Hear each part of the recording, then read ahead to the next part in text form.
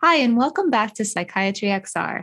I'm your host for this episode, Jessica Hagen, and I'm joined by my co-host, Faaizah Arshad. We're excited to welcome our guest, Dr. Walter Greenleaf, to the podcast.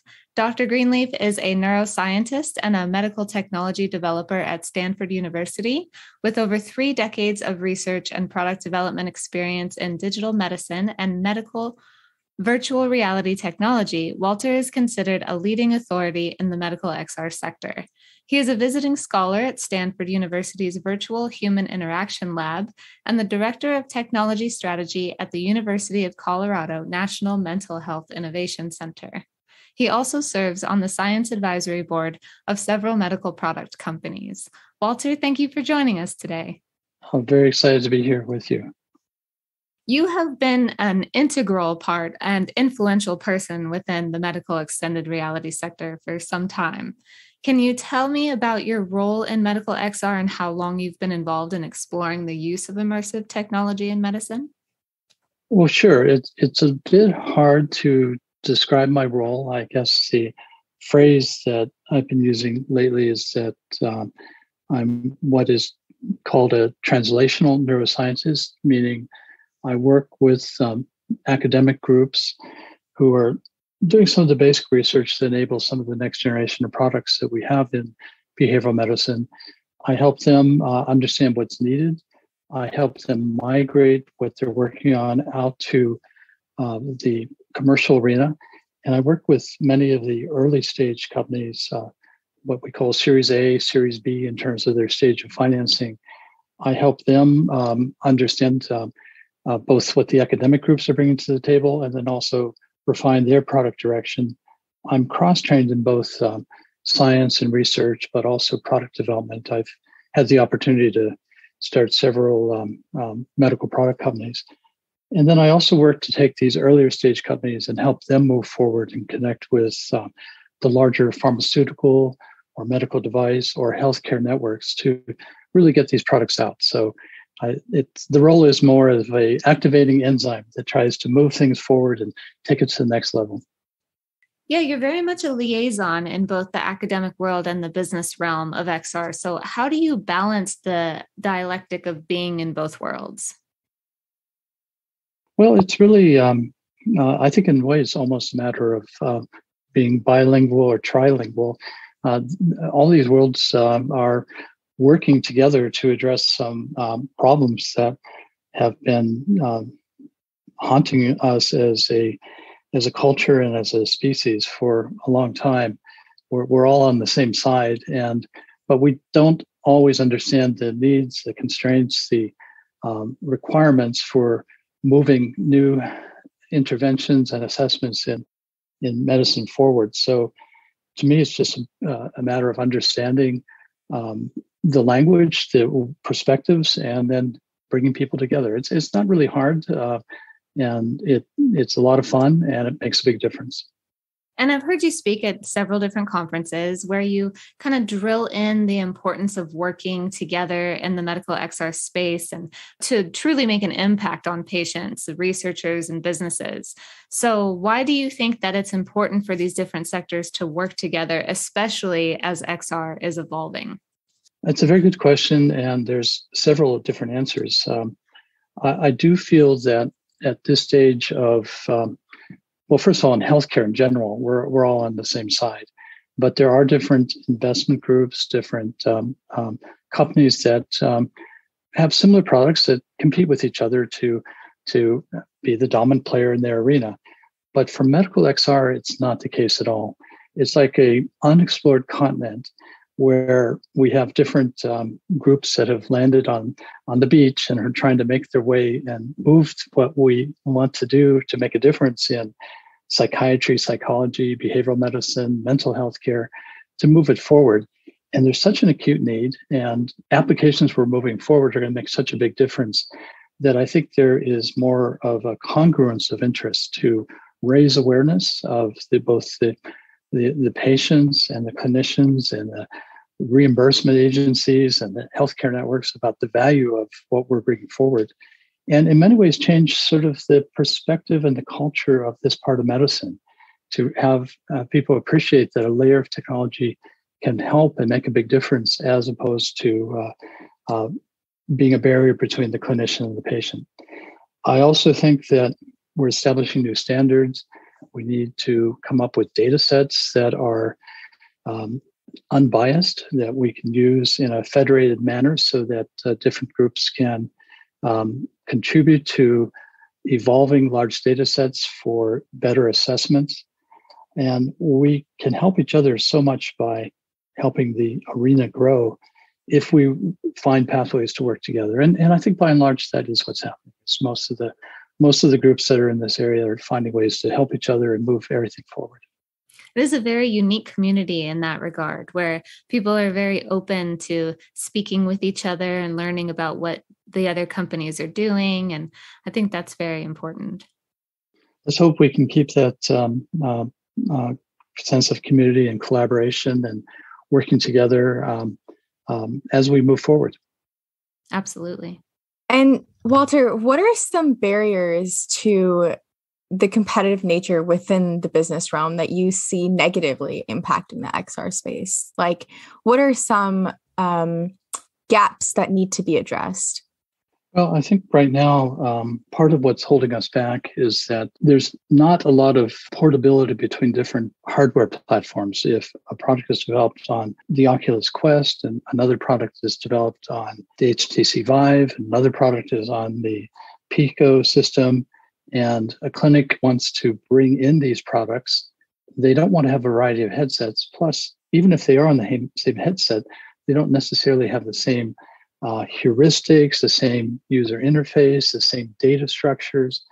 So there's a lot of work of coming up with an ecosystem that allows us to move very powerful products forward in a way that makes sense. So I think that's where there's an opportunity to together establish some agreed upon standards as we come up with new ways of measuring objective measurements of mood and cognitive functioning, as we come up with better VR-enabled, AR-enabled challenges to evoke a response that we can use for helping with post-traumatic stress or with phobias or with addictions.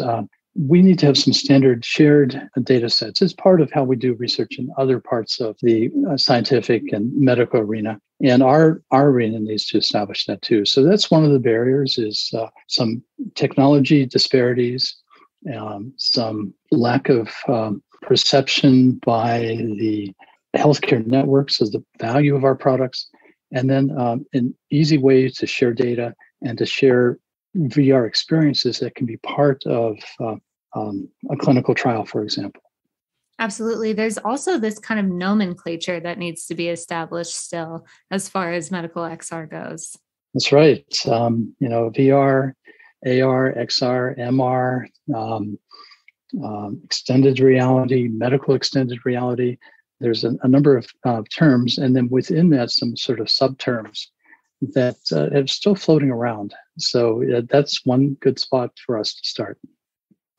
And you talked about building that ecosystem and making sure that we have agreed upon standards. How would you suggest clinicians work with industry folks to improve the value of XR in patient care and to really build that ecosystem?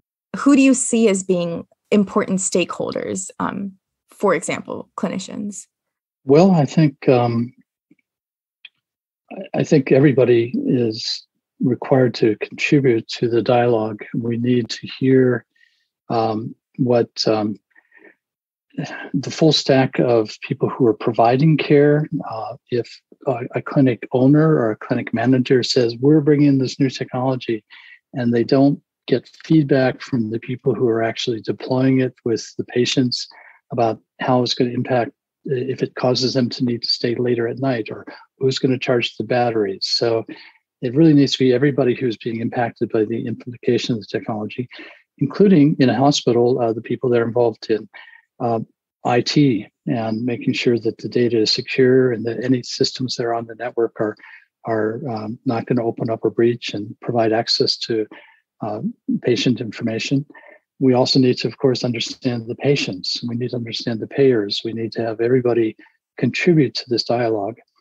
And I think one thing that we do need to pay special attention to is as we start coming up with these normative data sets of both evocative environments that might be used to evoke a cognitive state and come up with a way of assessment, we need to make sure they're culturally diverse, age appropriate, and more than culturally diverse, also cognitive function diverse. We need to come up with a large library of systems that can be used in a standardized way for clinical trials and for measuring patient progress. So there's many things that need to be done. The good news is there's already a lot of the building blocks are there. We just need to sort of have a dialogue of how to describe them, how to share them, and how to position them.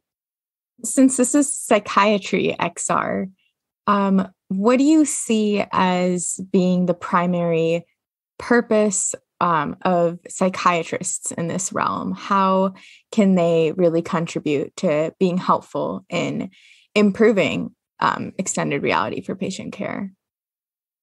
Oh, in so many ways. We need to understand how they feel what we think will be useful to them really is, what makes it useful for them in terms of both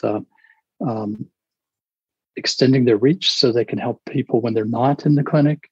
We need to understand what is valuable to them in terms of a report about the use of the technology, what is extraneous information, what is a time saver and what is a time consumer, and what is the economic impact of bringing technology into their practice.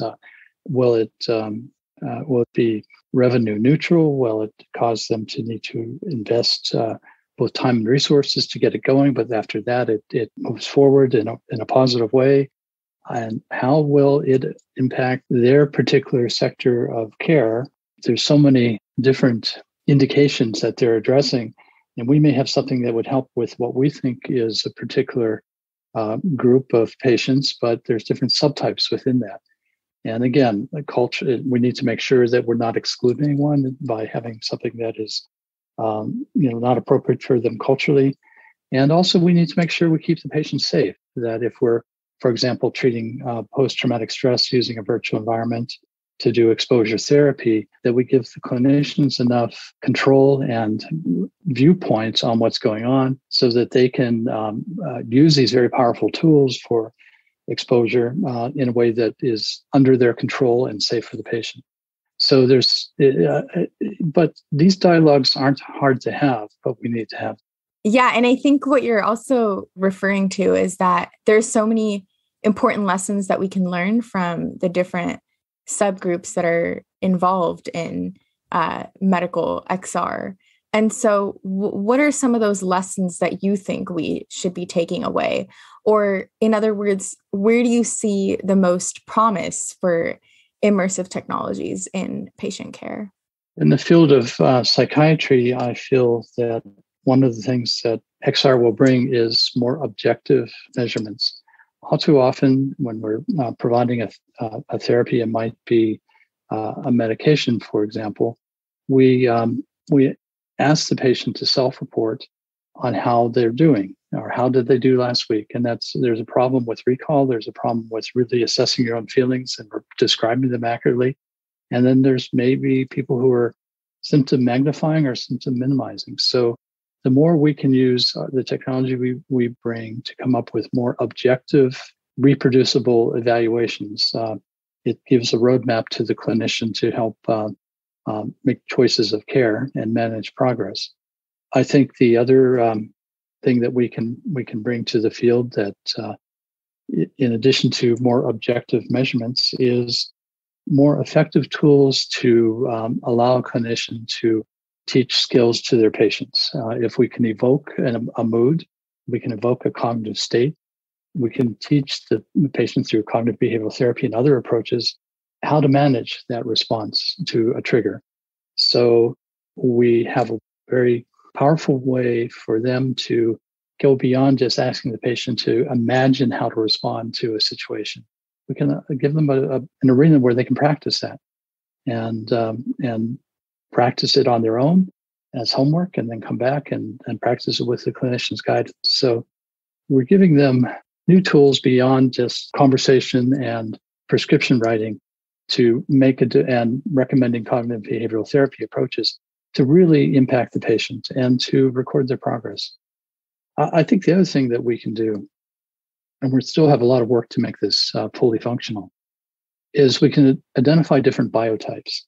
If you're treating depression or you're treating anxiety or you're treating any of the serious mental illnesses, within that diagnosis, there's different subpopulations who will respond differently to different approaches.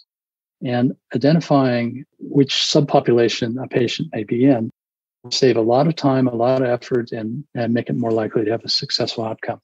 And we're starting to be able to do that with the use of wearable sensors, machine learning and analytics, and using VR as a evocative and response measuring environment. So as you brought up, there's a lot of different aspects within technology that are expanding as far as wearables, and AI is really making an impact in the healthcare space as far as data collection and data analytics go. There's a lot of talk about the metaverse and how this is going to affect, society in general. And what are your thoughts on the metaverse, and how do you think that medical XR kind of fits into that idea? Well, when it comes to the metaverse, we need to see beyond the name, the term, and all the hype behind it. In many ways, we've had a metaverse in various forms for a long time. What is new and what is exciting is that concept of having us have a presence in a shared virtual environment. All too often, especially in the clinical virtual environments, sort of a lonely experience. It's you viewing something and interacting with something, but you often don't have a third person view of yourself. And also, where's everybody else? And I think what's going to come out of this excitement about the metaverse as it becomes more of a social platform, more as a way for people to work, to have a meeting as an avatar instead of a Zoom call, a video call, it's going to allow us to have better avatars in behavioral medicine.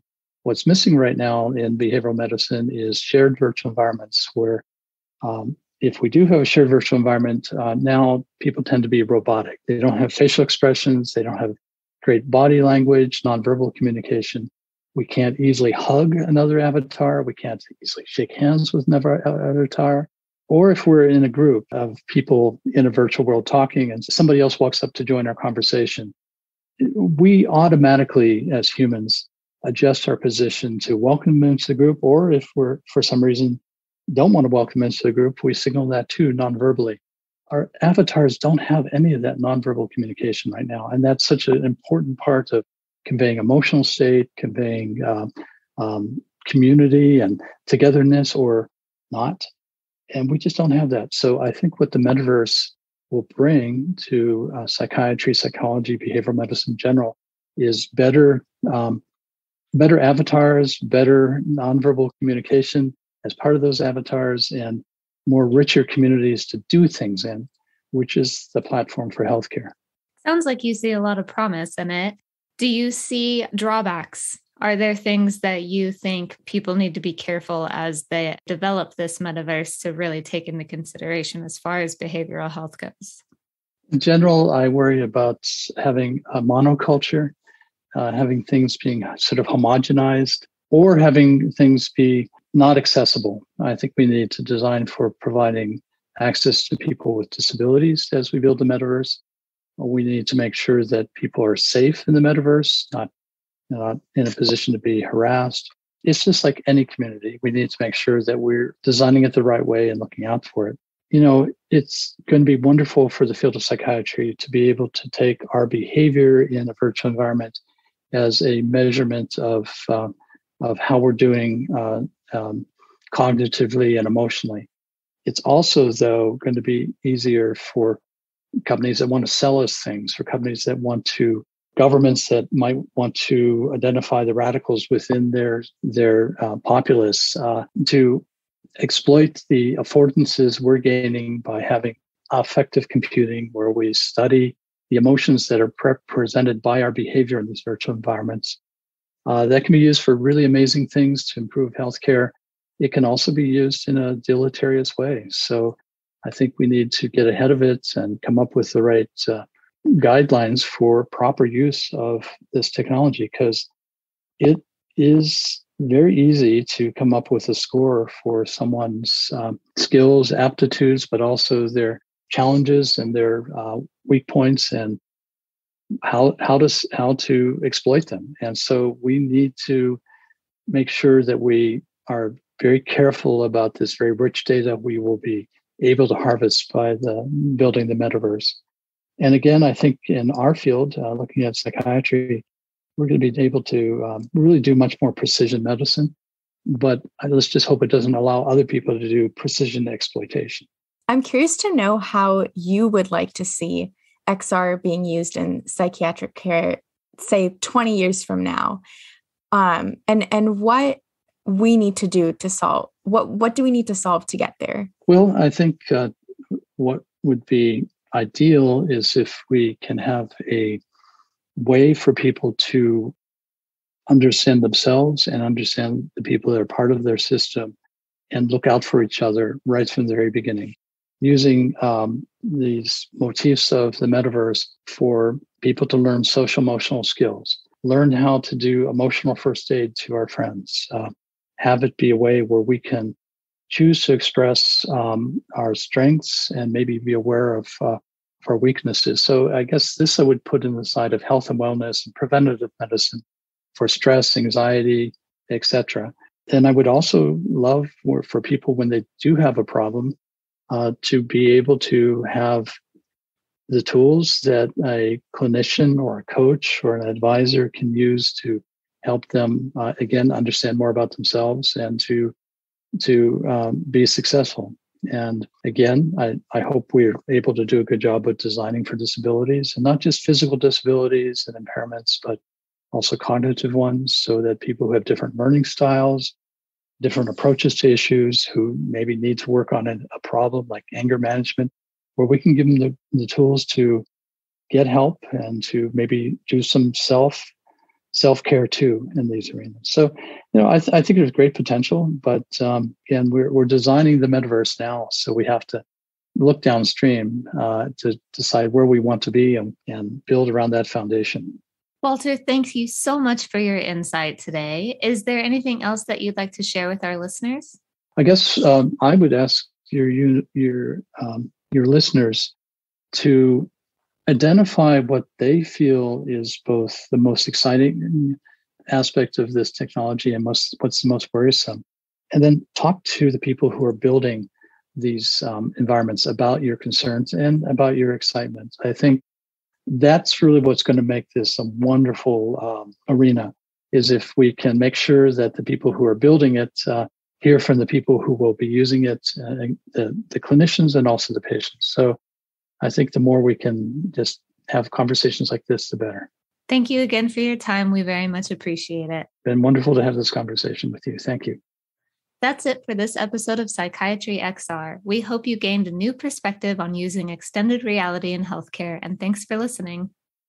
This episode was brought to you by Psychiatry XR, the psychiatry podcast about immersive technology in mental health. For more information about Psychiatry XR, visit our website at psychiatryxr.com. Be sure to subscribe to the podcast and tune in again next month to hear from another guest about XR use in psychiatric care. You can join us monthly on Apple Podcasts, Twitter, Spotify, or wherever you get your podcasts. Psychiatry XR was produced by Dr. Kim Bullock, Faaizah Arshad, and myself, Jessica Hagen. Please note this podcast is distinct from Dr. Bullock's clinical teaching and research roles at Stanford University. The information provided is not medical advice and should not be considered or taken as a replacement for medical advice. A big thanks to Austin Hagen for music and audio production. See you next time.